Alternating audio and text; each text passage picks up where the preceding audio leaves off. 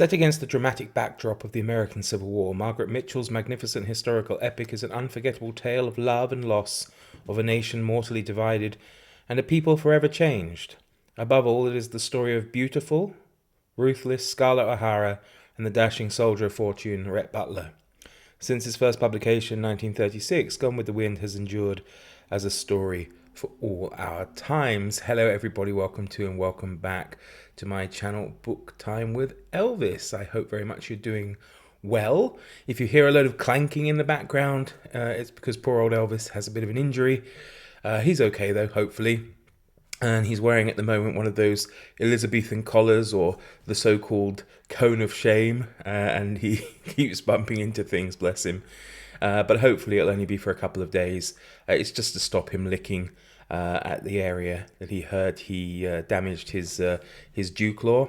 I don't know if it's called the same in America or elsewhere. The claw that's kind of on the side of his leg, yeah.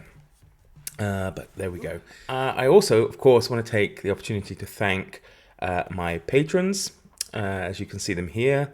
And if you want to join, please see the link below. There are, of course, some extras and special things that you won't get normally on the channel. And it also combines my other two main channels as well.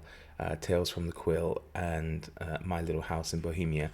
Should be some extra updates and things in there that don't normally come out, but hey, it's up to you, of course. So today I'm going to talk about Gone with the Wind. Oh yes, controversial book, isn't it? Gone with the Wind by Margaret Mitchell. Now it's interesting, on the back there it says it's the story of beautiful and ruthless Scarlett O'Hara, when literally the first line in the book is Scarlett O'Hara was not beautiful. So I'm not sure what the person, if the person actually writing that on the back read the book, or at least the first page, but hey ho. Now, this is one of those books that people love or hate. Now, I'm going to get it out of the way first and say I loved it. I thought it was a great book. It is a great book. I've always loved the film, you know, right from being a little kid, even till now. I think it's a great film. However, both film and book are not without their problems, certainly in today's world.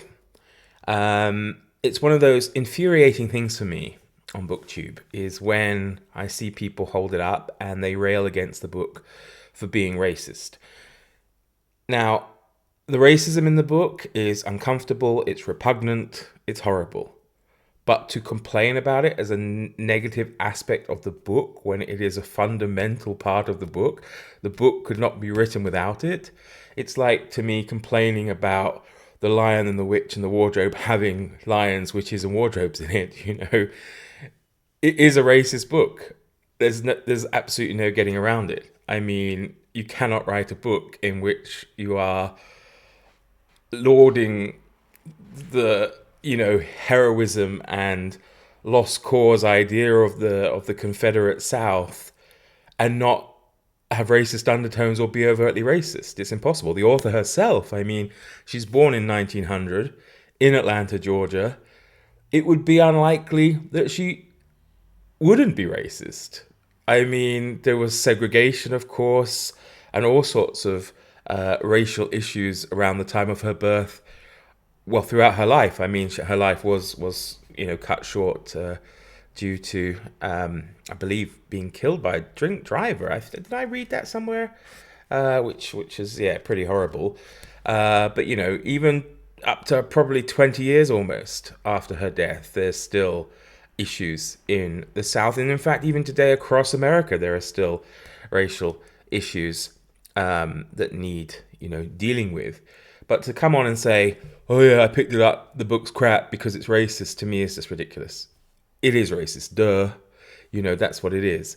But you have to separate that out. You have to take it as a story, I think, and judge it on those merits. And as a story, it's very good. It's excellent. It wasn't a letdown. You know, the film to me is extremely good. You know, it's a wonderful, wonderful film. The problem with it, of course, is, and having Vivien Leigh on the front cover, it did play with my ability to imagine the characters. I could only see Vivien Leigh as Scarlett, Clark Gable as Rhett, Leslie Howard as Ashley Wilkes, Olivia de Havilland as Melanie Wilkes, and so on and so on. Hattie McDaniel as Mammy. That's all I could. That's all I could imagine with those people in those roles. And it is an extremely. I think it's an extremely important book, actually, because it shows. Now, of course, you can argue it's very much skewed in favor, of course, of the South, and it does give a naive and glorified image of slavery, which you would have to be pretty foolish, I think, to just accept in today's world, anyway. And I think if, as I like to think everybody is, would know that slavery is, of course, repugnant and horrible institution and an evil institution, and that even if the majority of plantation owners were kind to their slaves, the people themselves were, of course, still slaves. They didn't have any choice in the matter. Now, the main characters in this generally are quite benevolent towards their slaves. There's not much in terms of brutality against them. They're often referred to as really members of the family, and the way they're portrayed is also quite interesting because they have quite a bit of power in their families, at least the house slaves. People like Mammy or Uncle Peter seem to rule their masters, their white masters, with quite iron fists. Now, I'm sure there's an element of truth in that to some degree, that certain members of the slaves would have been relatively powerful. I mean, you can see it in other cultures, within the Ottoman Empire. A lot of slaves rose up to very senior positions even of vizier or prime minister, or given vast areas of the empire to rule, but they were still, again, essentially slaves. And of course, there's no positive spin you can put on it, despite Margaret Mitchell's efforts. She does point out the loyalty of former slaves. So once granted their freedom, they choose not to take it. I suppose for some of them, especially the ones like Uncle Peter or Mammy, who are so old and so set in their ways, and what did freedom really have to offer them? They couldn't necessarily go out and work. At least if they returned and kept on with their previous existence, they were housed and fed and looked after. But again, that doesn't excuse, of course, slavery. But what I think about the book and why I think it's important is because we can read it today and we can see the misguided ideas and themes that Mitchell puts forward. If this book is one people try to ban or censor, then you lose the ability, I think, to be able to understand the racism that was and is and probably will be prevalent in parts of America and American society. And if you can't see that, then it's very hard to combat it.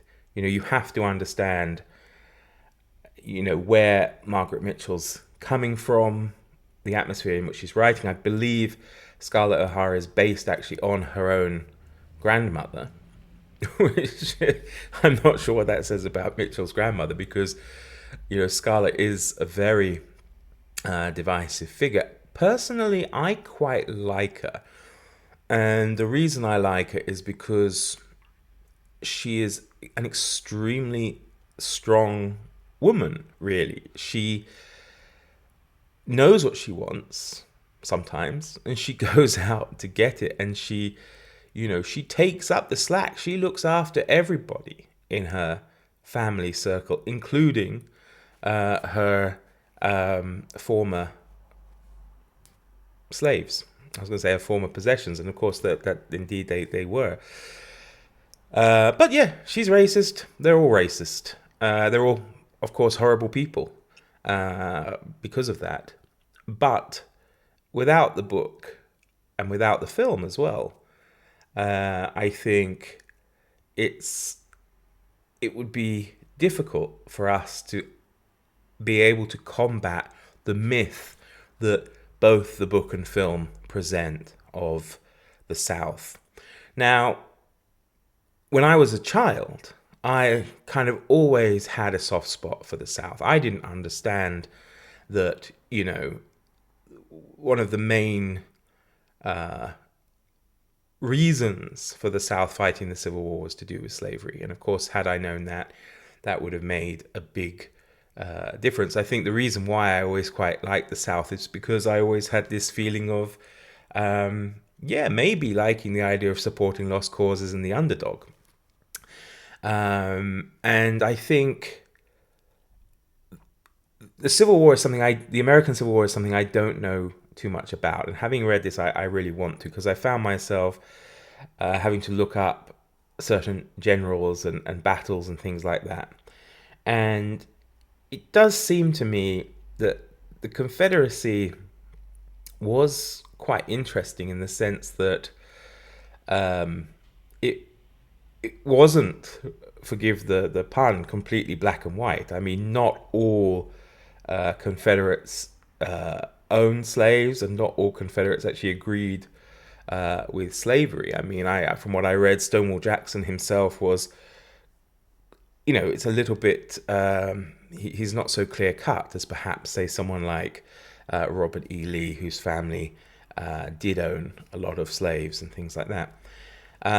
So it's very easy for us to say, to lump them all in one basket. I'm sure some members of the Confederacy did indeed only take up arms for things like states' rights, although probably, as I say, the majority, at least of the plantocracy, was, of course, to maintain their way of life, of which slavery was a massive part. I mean, they couldn't have been as rich as they were without it, probably.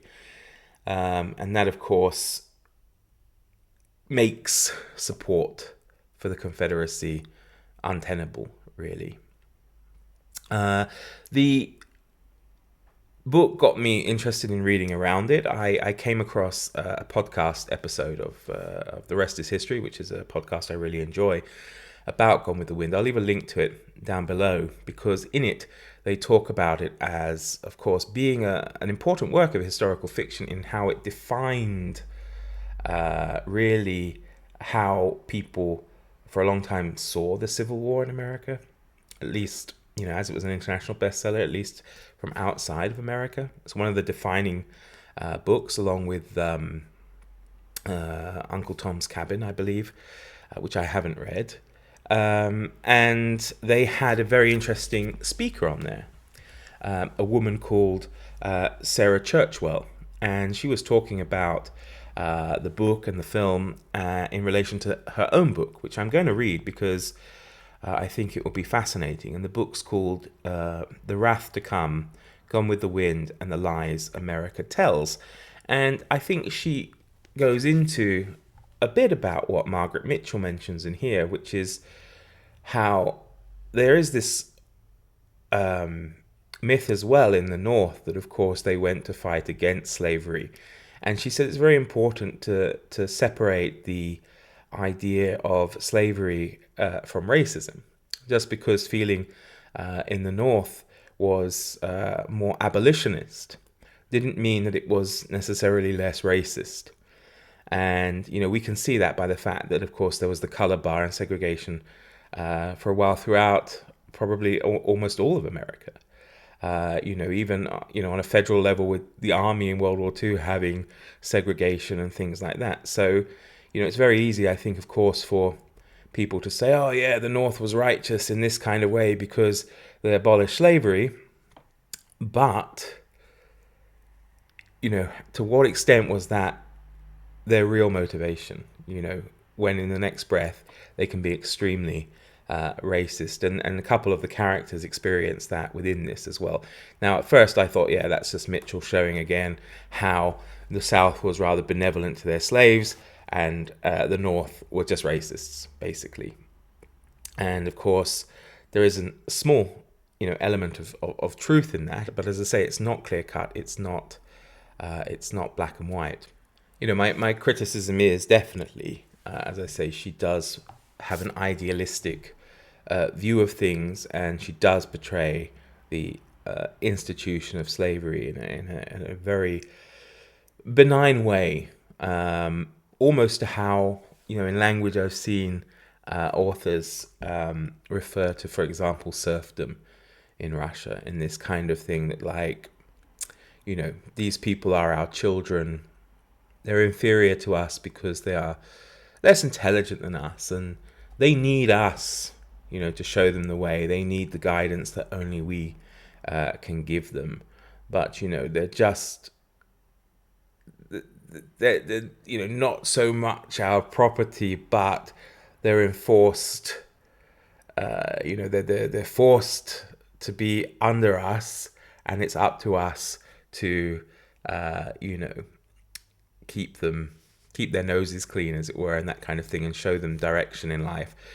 And I think she does take that probably to the extreme. I don't know. I don't know enough about antebellum history in America. I don't know enough about how slavery worked in America, and how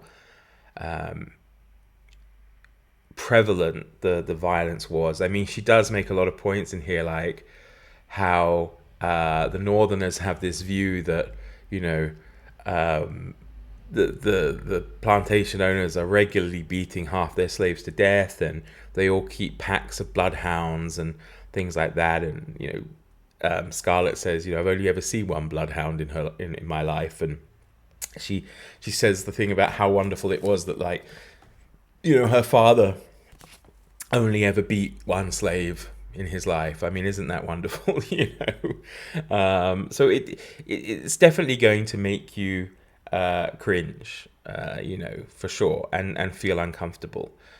But as I say, I still think it's worth reading in terms of understanding the misconception and this myth of the so-called, lost cause, and probably the detrimental effect it has had on American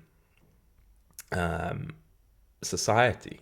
In one of the podcasts I listened to, they were talking about the American Civil War, and they said probably one of the big mistakes that General Grant made at Appomattox was letting Lee and his soldiers march off after the surrender with their equipment and their flags in a dignified manner, because it did probably help to perpetuate this idea that the South had this noble cause, they were worthy opponents, and off they marched into the sunset. And of course it allowed this myth to grow up. But again, as I say, this is just kind of secondhand information that I picked up that made sense to me.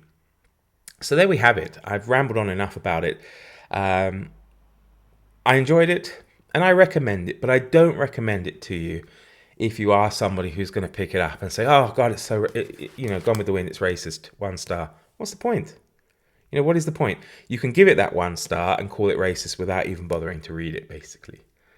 Now, obviously, you can read it and decide on its literary merits that it's a bad book, and that, of course, is your opinion. But to rail against a book for being what it is, which is unfortunately a racist work, to me makes, as I say, absolutely no sense. Go into it with an open mind, and by all means be repulsed and reviled, as you should be, by the use of certain words in here. A lot of use of certain words in here, and terrible attitudes. But I think it's important to kind of detach yourself from it and look at it as almost a historical document, even though the history portrayed in it is terribly, terribly skewed and mythologized. So there we go. Thank you very much for watching. Do take care, And tomorrow's another day. I don't give a damn. Whatever. And I'll see you all again soon. Bye bye.